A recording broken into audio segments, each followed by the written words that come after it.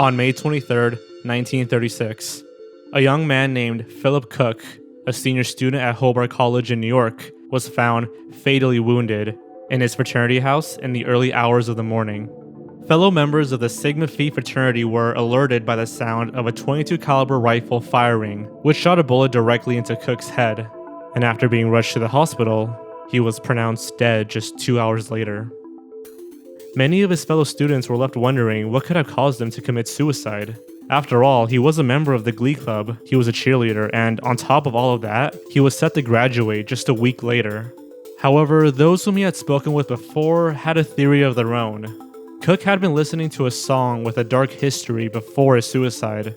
A song that some say can actually influence its listeners to commit suicide. A song called Gloomy Sunday. But a simple song couldn't actually lead someone to end their life. Right?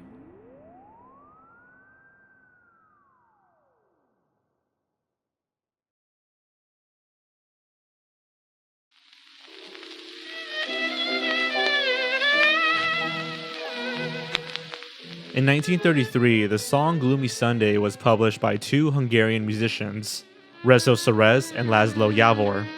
Serez was a pianist and composer who produced the song's music, while Javor was a poet and criminal journalist who wrote the lyrics. Serez recalls on the song's creation and popularity, saying in a loosely translated Hungarian interview, "I was playing piano at one of the cafes in the park when Laszlo Javor came in as a young journalist. I chanted my songs and he asked me who wrote them. I told him, well, I did. He didn't say anything, but he wrote an article about me. Then from the cafe, I went to the Bank of Danube, where one night, Laszlo Javor visited there as well. We met up, and he showed me a song with lyrics that were written by him, and music that was composed by Zigzag Rax, a gypsy fiddler. The song was called Black Sunday. Javor didn't like the melody, so he asked me to compose another melody. I liked the lyrics, but I changed the title from Black Sunday to Gloomy Sunday, because I remembered that a song called Black Sunday already existed. After Gloomy Sunday was composed with Javor's lyrics and Serez's music, Serez began playing the song at a cafe. Audiences seemed to like it, and he recalls singing it about 20 to 30 times a night.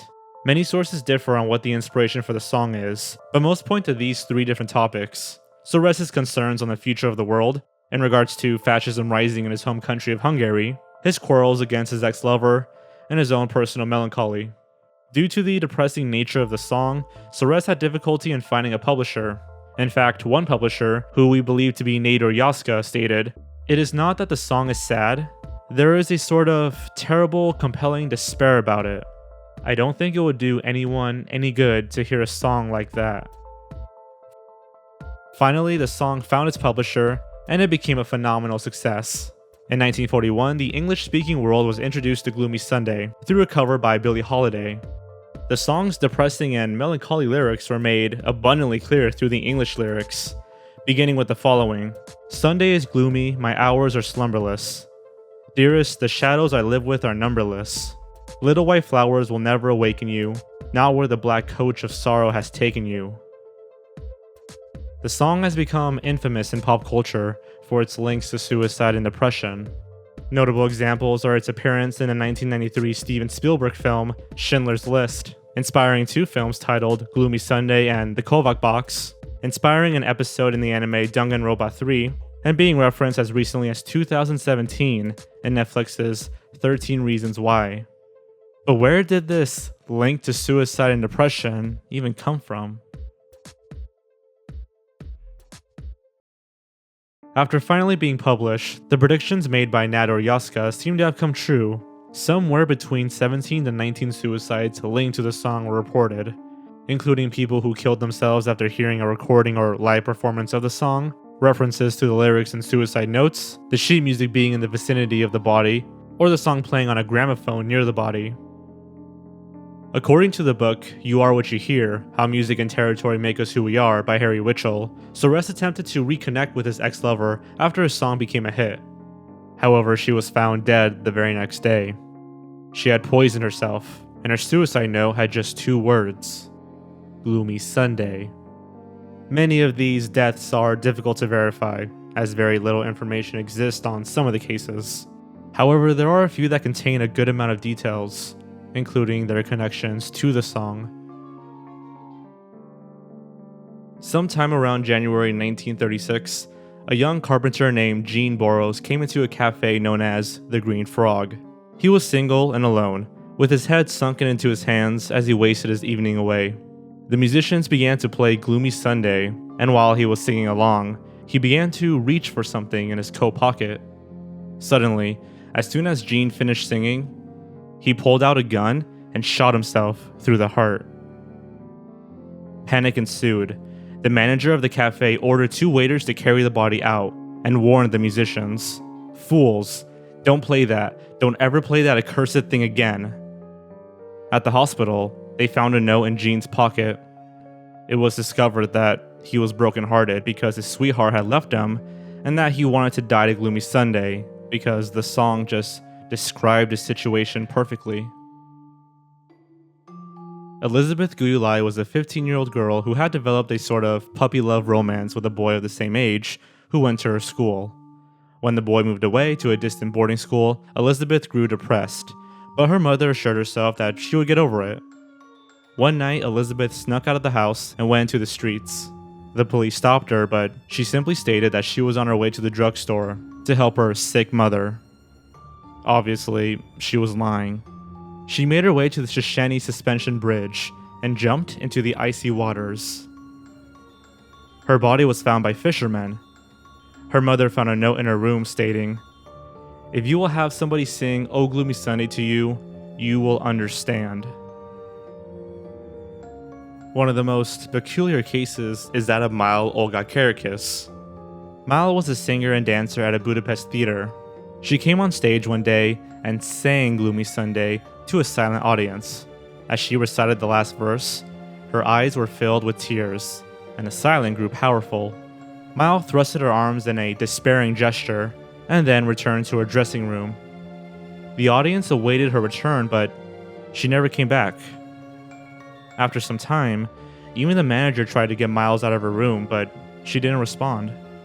The manager eventually broke down the door and discovered the body of Mile Kerekes. She had taken poison. At this point, police began to suppress the song. After seeing solid evidence of the song's link to suicide, Budapest police began to take action. They deemed that the song, quote, "menaces the welfare of Hungary and must be suppressed," unquote. Furthermore, the police labeled the song Public Menace No. 1 and asked all musicians and orchestras to cooperate in suppressing it. While Hungary was doing their best to ban the song, American record producers saw this as a hot publicity item and did their best to rush out a translated version. Heavily marketed as the Hungarian suicide song, the American versions capitalized on the various deaths associated with it. There were a few deaths in America that were linked to the song, such as Philip Cook, who we mentioned earlier, a University of Michigan student who hung himself after hearing the song, a 13-year-old boy named Floyd Hamilton Jr. who hung himself after his parents went through a divorce, and Alfred Volkmann, a 19-year-old murderer who begged the sheriff for his violin so that he could play 3 of his favorite songs, one of which being Gloomy Sunday. A congressman from Nebraska named Carl Stephan proclaimed to the House of Representatives that Gloomy Sunday was too dangerous to let loose, suggesting a nationwide ban. Only the Billie Holiday cover ended up being banned on the BBC radio broadcasts, but the reasoning for this was due to the song being detrimental to wartime morale. Instrumental versions were still allowed, and the ban was eventually lifted in 2002. However, there was another suicide connected to the song that happened 35 years after the song had been released. In January of 1968, the original composer of Gloomy Sunday, Rezo Serez, committed suicide.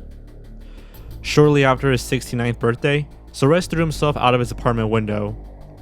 He survived the fall and was rushed to the hospital, where he proceeded to choke himself with a wire. His song Gloomy Sunday brought him nothing but misery and distress, since Serez was never able to top it. What happened to Laszlo Javor? He passed away in 1956 due to a heart attack.